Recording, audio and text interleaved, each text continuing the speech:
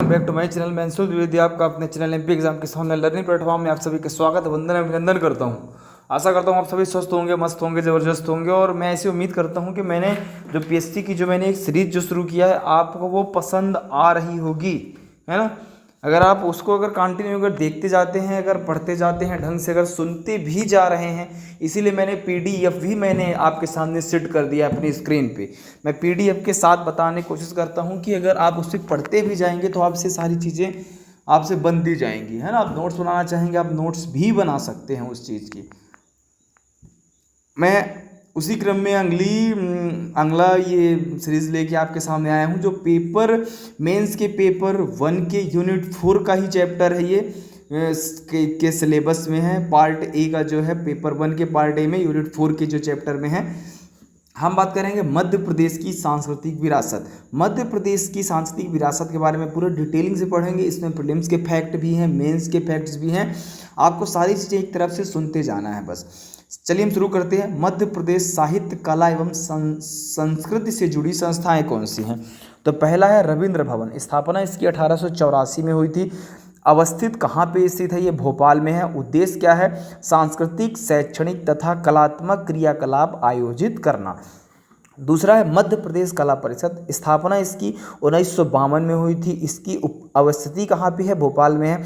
उद्देश्य क्या है? राज्य की संगीत, नृत्य, नाटक और ललित कलाओं की राज्य अकादमी के रूप में कार्यरत है ये। अगला हम बात करते हैं तीसरा, मध्य प्रदेश साहित्य परिषद।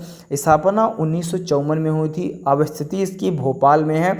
प्रकार क्या है इसके? तो प्रदेश में हिंदी साहित्य के प्रोत्साहन, संरक्षण हेतु साहित्य का प्रकाशन, साहित्य सम्मेलन साहित्य सम्मेलन का पूरा जो है तो प्रायोजन कराना, उसका आयोजन कराना। अगला है मध्य प्रदेश हिंदी ग्रंथ अकादमी। स्थापना इसकी 1969 में हुई थी।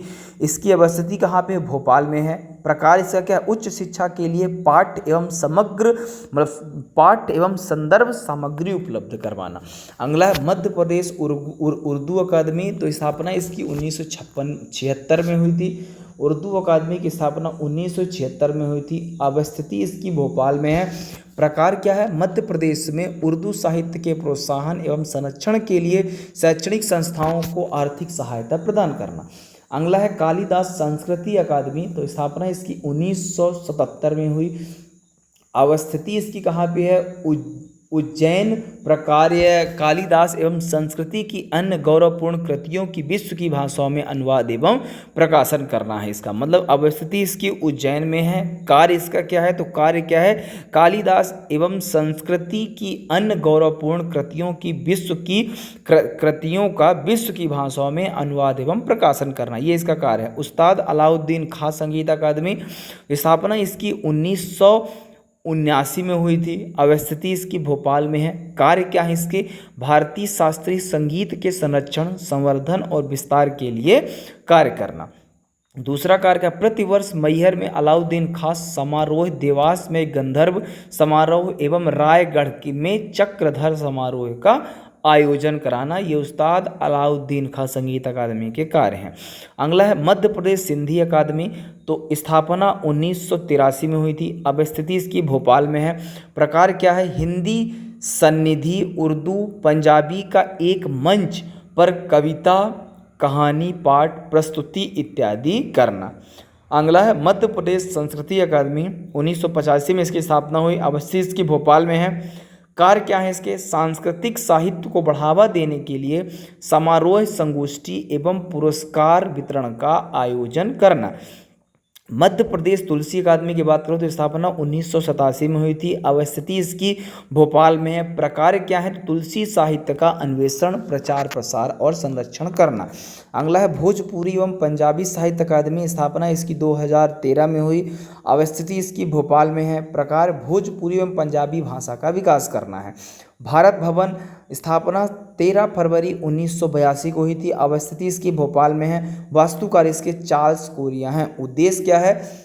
सृजनात्मक कलाओं का विकास, परीक्षण, अन्वेषण, प्रचार, प्रसार एवं प्रोत्साहन करना। भारत भवन के 6 अंग हैं। कौन से हैं? रूपंकर ललित कला का संग्रहालय है। रंगमंडल क्या है? इसका संबंध रंगमंच से है। वगार्थ यह कविताओं का केंद्र है। अनहद यह शास्त्रीय और लोकगीत का केंद्र है। छवि यह सिनेमा से जुड़ी बातों अवधि के लिए है। आकार यह मूर्ति कला व पेंटिंग के लिए है। आकार मध्य प्रदेश के प्रमुख सृजन पीठ के बारे में हम देख लें तो निराला सृजन पीठ बरकत उल्ला विश्वविद्यालय भोपाल, प्रेमचंद सृजन पीठ विक्रम विश्वविद्यालय उज्जैन में काफ़ी पूछा जाता है प्रीलिम्स के हिसाब से फैक्ट है। मुक्ति बोध सृजन पीठ हरि सिंह गौर विश्वविद्यालय सागर, सुभद्रा कुमारी चौहान सृजन पीठ जबलपुर, तुलसी सृजन पीठ चित्रकूट। मध्य प्रदेश के साहित्यकार एवं उनकी कृतियों के बारे में देखते हैं तो प्राचीन काल के साहित्यकार कालिदास हैं, भर्तृहरि हैं, बाणभट्ट हैं, भवभूति हैं और राजशेखर हैं। कालिदास के बारे में देखें तो कालिदास भारत के शेक्सपियर कहे जाने वाले कवि कालिदास उज्जैन के राजा विक्रमादित्य के 9 रत्नों में से एक थे। परिचय इनका क्या है तो इनका परिचय है कि जन्म इनका 4 से 5वीं शताब्दी ईसा पूर्व में इनका जन्म हुआ। भाषा संस्कृत, शैली श्रृंगार रस की प्रधानता है इनकी कविताओं में। विधाएं कौन सी हैं तो नाटक और कविताएं हैं। विषय वस्तु प्रकृति का जीवन चित्रण, प्रेम व विरह। मुख्य कृति क्या है इसकी तो 3 नाटक हैं इनके, अभिज्ञान शकुंतलम, विक्रमोर्वश्यम और मालविकाग्निमित्रम। 2 महाकाव्य हैं इनके, रघुवंशम और कुमार संभवम। 2 खंड काव्य इनके, मेघदूतम और ऋतु संहारम, काफ़ी पूछा जाता है। तो अभिज्ञान शकुंतलम के बारे में देखें, इसमें दुष्यंत और शकुंतला की प्रेम कहानी का वर्णन मिलता है। मालविकाग्निमित्रम में इसमें मृत्यु लोक के राजा पुरुरवा एवं देवलोक की अप्सरा उर्वशी की कहानी है।